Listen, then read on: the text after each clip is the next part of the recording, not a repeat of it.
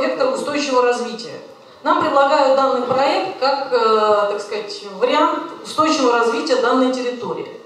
Первое, с чем я абсолютно согласна, и я думаю, что многие здесь поддерживают, никакого устойчивого развития данной территории при такой многоэтажной застройке без какой бы то ни было связи с Новым Петергофом быть просто не может. Значит, когда нам говорят о том, что в рамках данного проекта планировки предусмотрен вот этот виадук или там какой-то переезд, то давайте, может быть, кто-то не очень четко понял, давайте прочитаем, что здесь написано в письмах.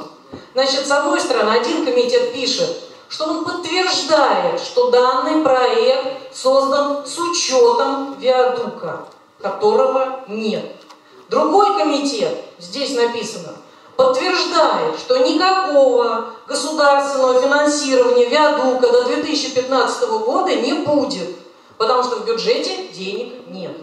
Никакой информации о том, что этот виадук или что-либо подобное, переезд какой бы то ни было, будет разработан после 2015 года, никакой комитет не предоставляет, и я вам подтверждаю, что никаких разговоров сейчас об этом нет. Значит, данный анклав, его иначе не назовешь, с огромными высотками будет фактически отрезан от путей муниципального транспорта. Да, мы, кто живет в Старом Петербурге, я там живу, я знаю, что гораздо удобнее, конечно, выскочить на КАТ и быстренько в Петербурге оказаться. Замечательно, но это только для тех, кто имеет машину. Муниципальный транспорт и маршрутки пока не ездят. Дальше, значит, что сказал представитель разработчика? Что это жилье отнюдь не элитное, а, в общем, очень даже эконом-класса.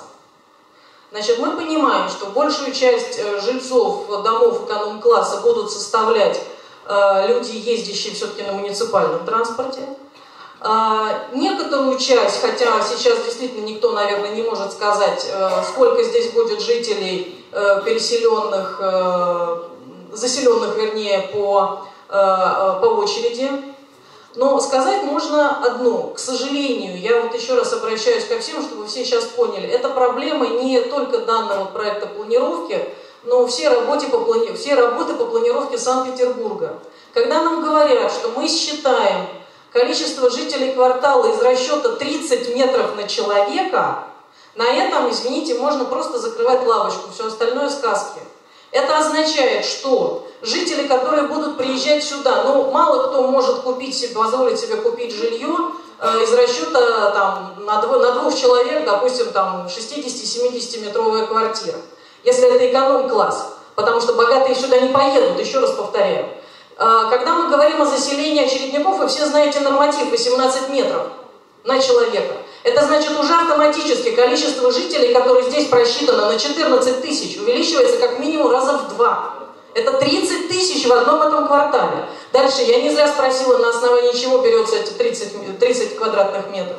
На основании ли нового закона о региональных нормативах для строительного проектирования, который недавно принят и правда в первом чтении? Если да, то хотелось бы, чтобы вся остальная расчетная часть тоже касалась бы этого закона. Если вот я специально